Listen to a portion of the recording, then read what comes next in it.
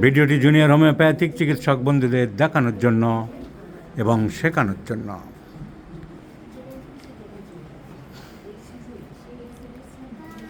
একটা serious case, it is a serious case. 32 বছর বয়স্ক ভদ্রমহিলা গ্যাংগ্রিনে আক্রান্ত হয়ে গেছেন। কেন হলো হঠাৎ? 32 বছর বয়স্ক মহিলার হঠাৎ হাতে গ্যাংগ্রিন। বেশিরভাগ তো আমরা পায়ে দেখি, সুগার থাকলে হয় ডায়াবেটিক গ্যাংগ্রিন, সুগারও নেই, পায়েও নয়, হাতে হঠাৎ গ্যাংগ্রিন হয়ে গেল। হাতটা সোজা করে দেখি, কি সাংঘাতিক ব্যাপার। সো ব্ল্যাকনেস, 3টে আঙুল, ডান দিকের ইন্ডেক্স আঙুলের মাথা তো প্রায় নষ্টই হয়ে গেছে। উল্টাও দেখি হাত, উল্টাও। So gangrene, gangrenous ulcer, dry gangrene. So you know the gangrene is a how serious disease. চিকিৎসা অনেক হয়েছে, প্রচুর, there are bundles of papers. ভারতবর্ষের বিখ্যাত হসপিটালগুলিতে ফেরত এসছে। This is Manipal Hospitals, one of the renowned hospitals in India. This is Apollo Gleneagles, another important hospital in India. এছাড়া private ফিজিশিয়ানসরা প্রচুর দেখেছেন। পিডিতে দেখানো হয়েছে, মেড্রে nursing home. So lots of papers are there. Lots of papers are there. Manipal Hospital. Yes, Narayana হুদ্রাতেও দেখানো হয়েছে। So Apollo Hospital, there is gangrenous change in the disease.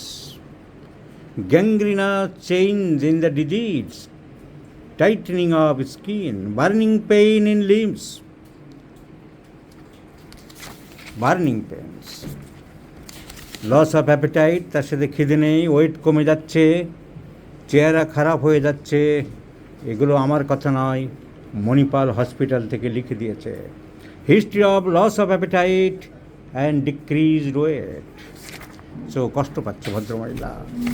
Manipal allopathic এত উন্নত, মডার্ন মেডিসিন এত উন্নত হয়েছে, এত ওষুধপত্র চলছে, তাও তো ইমপ্রুভমেন্ট পুরো পাওয়া যাচ্ছে না। ভদ্রমহিলা সুস্থ হতে পারছে না। এই যে নিরোগ ডায়াগনস্টিক রিপোর্ট দিচ্ছে, কিন্তু রোগীকে নিরোগ করতে পারছে না। So now our turn, there are 1 kilogram of papers, investigating papers, keep it there. So this is a very serious disease, my friends.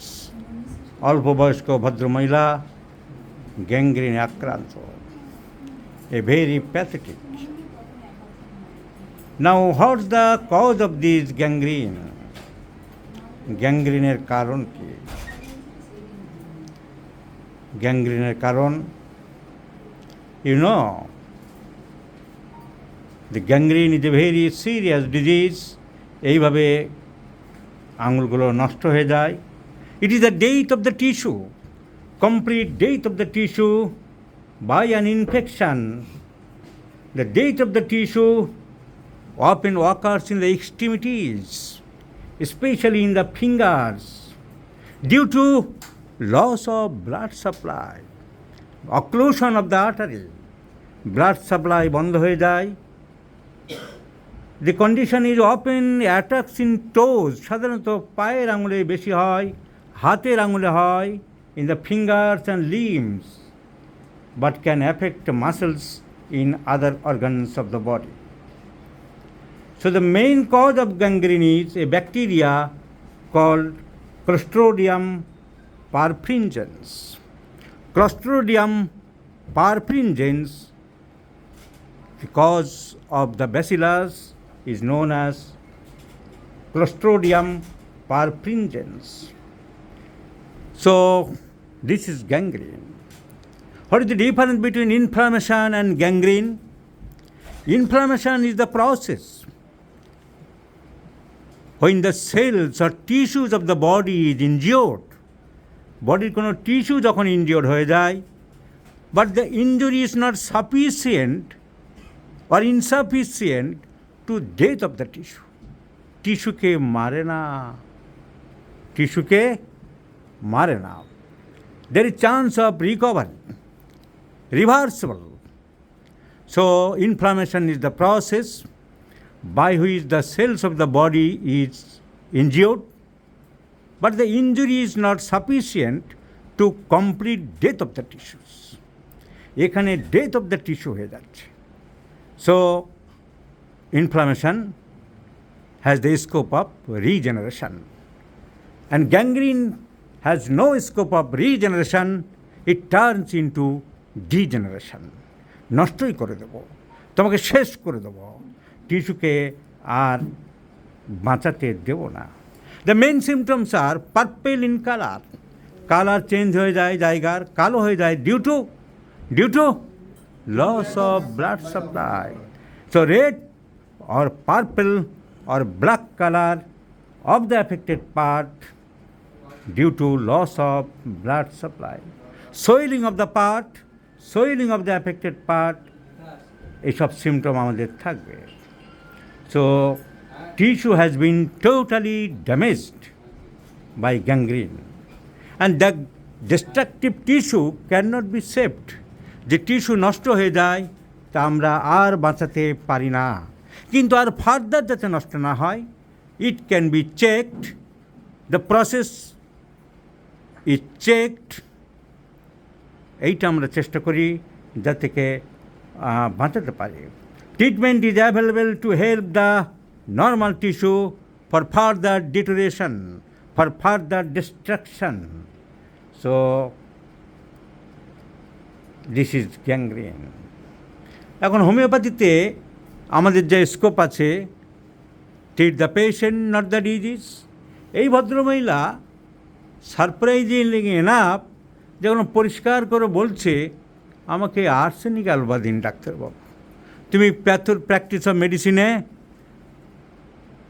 Therapeutics বইয়ে গ্যাংগ্রিনের ওষুধ খুঁজে বেড়াবে।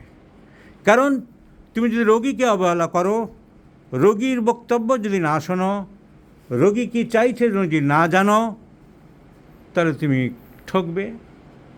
রোগী কি বলছে? রোগী বলছে তোমার চরিত্রটা ওখানে কি জ্বালা করে, জ্বালা করে, পায়ের তলে এসব জায়গায় জ্বালা করে, গান নাচ কেন ভালো করে শুনে বলবে, জ্বালা জ্বালা করে তুমি বলেছ। সো রোগী বলছে there is burning sensation, and this burning sensation is relieved by গরমে কমে না ঠান্ডায় কমে? ঠান্ডা থেকে বাড়ে, গরমে কমে। শিওর? ঠিক বলছো? যত গরম দেবে তত ভালো। So relieve by hot application. তো রোগী বলছে যে character of the pain is burning, relieve by hot application. আপনি কে হন? এদিকে আসুন।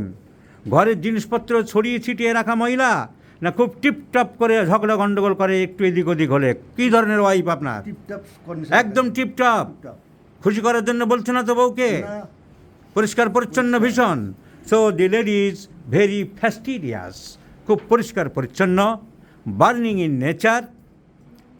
Character of the pain is burning and the pain is relieved by hot application. তোমার সারা বছর ধরে এক একটা মানুষের শীত বেশি লাগে, কারোর গরম ভাব বেশি। তোমার শরীরে কোন ভাবটা বেশি? হ্যাঁ, শীত বেশি লাগে। ঠিক বলছো? সো চিড়ি patient, burning pain, relieve by hot application and fastidious. রোগী কী চাইছে? Arsenic alba. So arsenic alba in 50 millisiemens scale of potency is to the choice of prescription, my friend. So fear of death তো আছেই, fear of death তো থাকবে। So this is another important symptom of arsenic. দুপুরের দিকে এবং রাত্রের দিকে কষ্টগুলো একটু বাড়ে বলেছ। So there is a definite aggravation in the midday and midnight. So and these are for hot food. খাবার দাবার ঠান্ডা ভালোবাসো না গরম গরম? So these are for hot food: chelidonium, arsenic, lycopodium. So arsenic is the choice of medicine. So I do like to prescribe arsenic alba in 50 millisiemens scale of potencies, 0 by 1, 2, 3, 4, once daily in the morning. Let's see the result, my friends. I shall share you. তোমরা এই ভিডিওটা ডাক্তারদের শেখানোর জন্য তোমাদের permission নিয়ে আমি গ্রহণ করলাম। তোমরা পারমিশন দিয়েছো, সেজন্য অসংখ্য ধন্যবাদ জানাই। তোমাকে অসংখ্য ধন্যবাদ। তোমাকে আরোগ্যের জন্য যত সম্ভব চেষ্টা করছি। আমি অনেকগুলো গ্যাংগ্রিনকে সারিয়ে দিয়েছি। আশা করি তোমাকে আমি সম্পূর্ণ সুস্থ করে দিতে পারবো।